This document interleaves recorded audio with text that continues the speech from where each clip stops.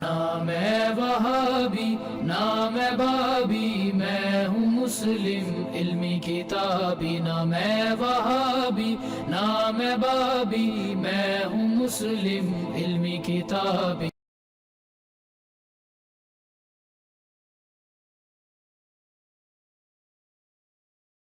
جی security بہتر ہے تو وہ بندہ تھانے میں ہے نا. الحمدللہ جذباتی باتیں تو نہ کریں. ہم نے اپنی سیکیورٹی کے جو میئرز ہیں وہ کیمرے میں تو نہیں بتانے, سیکیورٹی لیک ہو جائے گی. ٹھیک ہے, آپ کے لیے اتنا ہی کافی ہے کہ اس بندے کو پکڑ لیا گیا. اگر پہلی 2 دفعہ آپ یہ بات کر سکتے تھے کہ چیپلی کس طرح اس طرح بندہ پہنچا. یہاں جو دار ارکم میں لوگ بیٹھے ہوئے ہیں نا, میری سیکیورٹی کے والے سے وہ آپ سے زیادہ یا دنیا میں بیٹھے ہوئے کسی بھی میرے سے محبت کرنے والے سے زیادہ کانشیس ہے.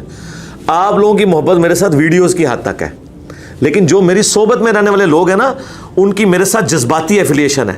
جس طرح ایک بھائی کی بھائی سے, ایک ماں کی بیٹے سے, ایک باپ کی بیٹے سے, ایک بیٹے کی باپ سے ہوتی ہے, اس جذباتی ایفیلیشن کا حصہ ابھی آپ کو حاصل نہیں ہے کیونکہ آپ نے میرے ساتھ وقت نہیں نا گزارا ہوا. تو آپ یقین کریں کہ آپ میری سیکیورٹی کے لیے جتنے کانشیس ہیں نا, اس سے تھاؤزنڈز آف ٹائم وہ لوگ کانشیس ہیں اور وہ سمجھدار ہیں اور ان معاملات کو لے کے چل رہے ہیں. لیکن ہم اب کیمرے میں وہ چیزیں ڈسکلوز نہیں کر سکتے کہ ہم کیا کیا کر رہے ہیں. آپ بے فکر رہیں اور انشاءاللہ تعالیٰ ان چیزوں کو ڈسکس کرنے کی بجائے نا آپ دعاؤں کے اوپر زور رکھیں جو آپ کا کام ہے. آپ بے فکر رہیں, یہاں بہت ذمہ داری کے ساتھ کام ہو رہا ہے. ورنہ آپ یقین جانیں جس طرح پوری دنیا ایک بندے کے پیچھے پڑی ہوئی ہے تو آپ دیکھیں کیا سے کیا ہو جائے. تو یہ اللہ تعالیٰ کی غیبی تائید بھی ہے. اور دیکھیں ہم نے کتنے بڑے میئرز لیے ہیں کہ ہم کسی پبلک گیدرنگ میں نہیں جاتے, کوئی اس طریقے سے ڈکلیئر موومنٹ نہیں کرتے, کسی انٹرنیشنل ٹور کے اوپر نہیں جاتے, بڑی ایک لمیٹڈ سی کنفائنڈ سی لائف گزار رہے ہیں. اور باقی جتنے ہمارے میئرز ہیں, سی سی ٹی وی کیمرہ والے ہوں, باقی جو اسلحے کے پوائنٹ آف ویو سے, وہ ساری چیزیں وہ ڈسکس کرنے کی ضرورت نہیں ہے. آپ بے فکر رہیں. اور آندہ بھی کوئی ہمارا گاہک آیا چوتھا, تو کوئی ویڈیوز کے اوپر ریکارڈ نہیں ہونی. یہ تیسری ویڈیو بھی یقین کریں میں نے اسٹوڈنٹس کے شر سے بچنے کے لیے انورٹڈ کاما میں ریکارڈ کی ہے. ادروائز مجھے 1% کو انٹرسٹ نہیں تھا کہ میں اس کے اوپر کوئی ویڈیو ریکارڈ کرواتا. اور اب چوتھی دفعہ اگر کوئی گاہک آیا تو ویڈیو بھی ریکارڈ نہیں ہونی ہے. ہم نے نا وہ پرانی ایک ویڈیو شیئر کرا دینی ہے کہ اس پہ آپ کیا کہتے ہیں, بھئی جو پہلے کہا وہ کہتے ہیں. رہ گی قانونی معاملات, تو سرکار وہ قانونی جو معاملات ہیں وہ دار ارکم نے دیکھنے ہیں.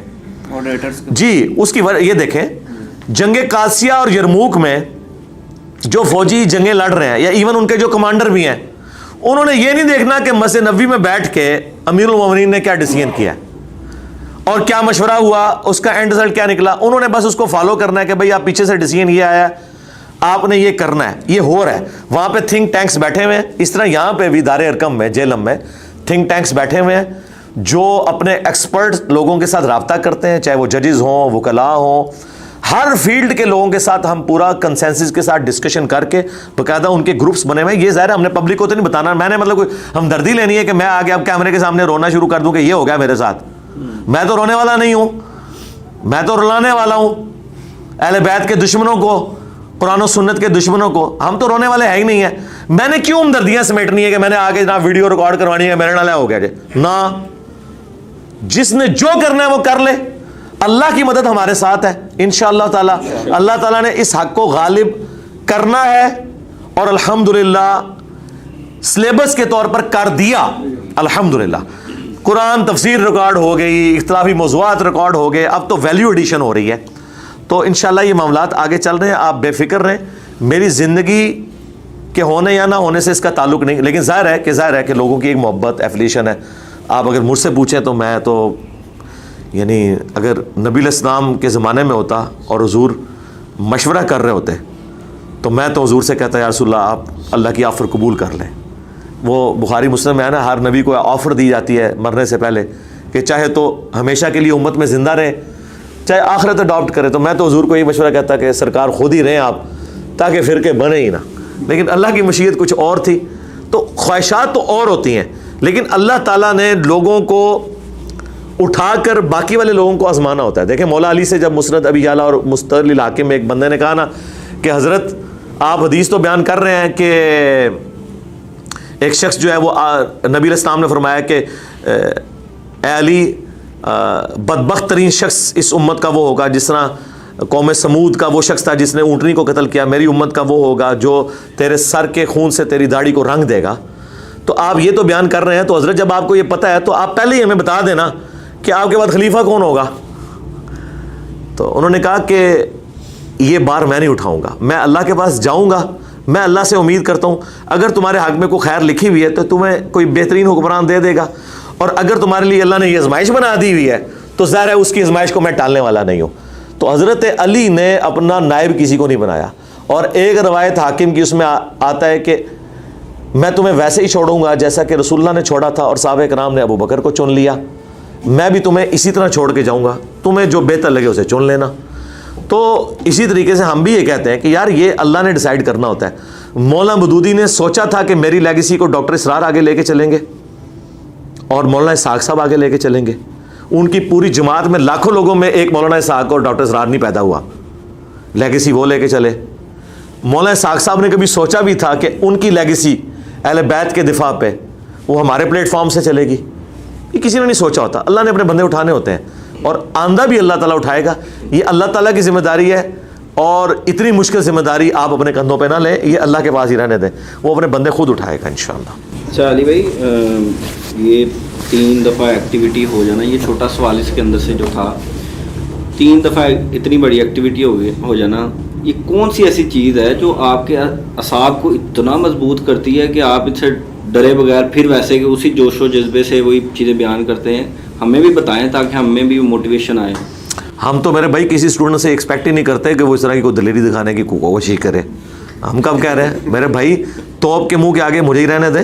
ہاں, آپ اس قسم کی کوئی حرکت نہ کریں, یہ سارا ملبہ میرے لیے رہنے دیں. جس بندے کی جتنی کمپیٹنسی کیپیسٹی ہوتی ہے نا, اس کے مطابق اللہ تعالیٰ اس کو اٹھاتا ہے. یہ انسان کی کوئی اپنی جرت نہیں ہوتی ہے, نہ میری اپنی کوئی جرت ہے.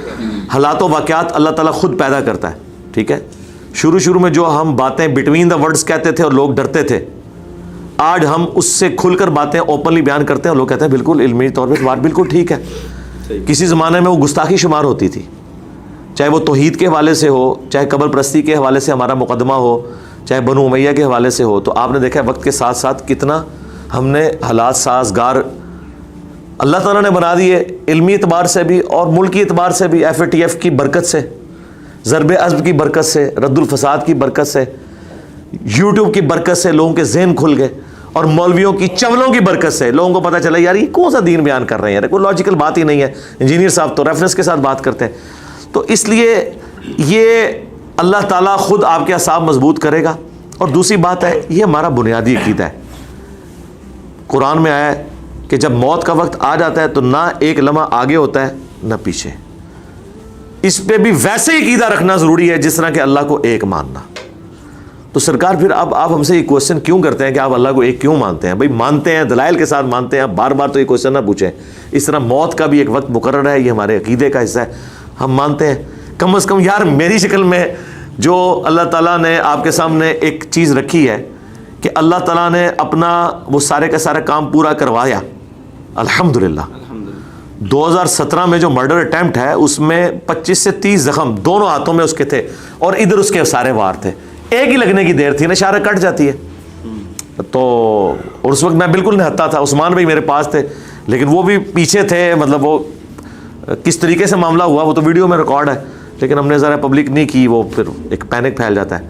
تو 2017 کے بعد اس وقت تک ہمارے سبسکرائبر بمشکل ابھی 1 لاکھ تھے. اور سبسکرائبر ہونا تو اتنی بڑی بات نہیں ہے, ویورشپ کی آپ بات کریں اور دنیا میں بات پہنچنے کی. اس کے بعد سے پھر یہ سارے معاملات چلے, اور آپ دیکھیں دعوت کتنی اس کی وجہ سے پھلی پھولی ہے. تو ہر شر میں سے خیر نکلتا ہے الحمدللہ. اس شر میں سے یہ خیر نکلا ہے کہ آپ کو یہ پتہ چل گیا ہے کہ یہ لوگ علمی دلائل میں مات ہو چکے ہیں اور کتنی نیچ حرکتوں کے اوپر جو ہے نا وہ اتر آئے ہیں.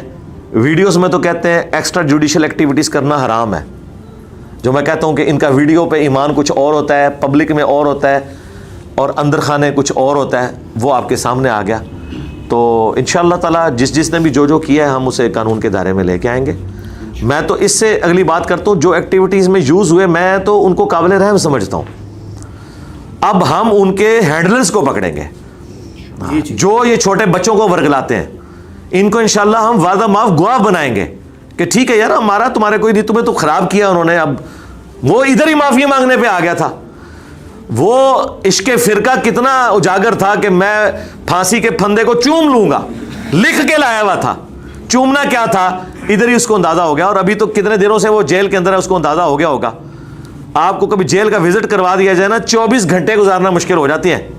میں وہ اگر نقشہ بیان کروں نا تو آپ کہیں گے کہ دنیا میں سب سے کوئی بری جگہ ہو سکتی ہے نا تو یہ ہو سکتی ہے. وہاں جا کے بڑوں کا عشق فرقہ نکل جاتا ہے. ہاں تو کئی لوگوں کا تو ادھر ہی نکل جاتا ہے اللہ کے فضل سے.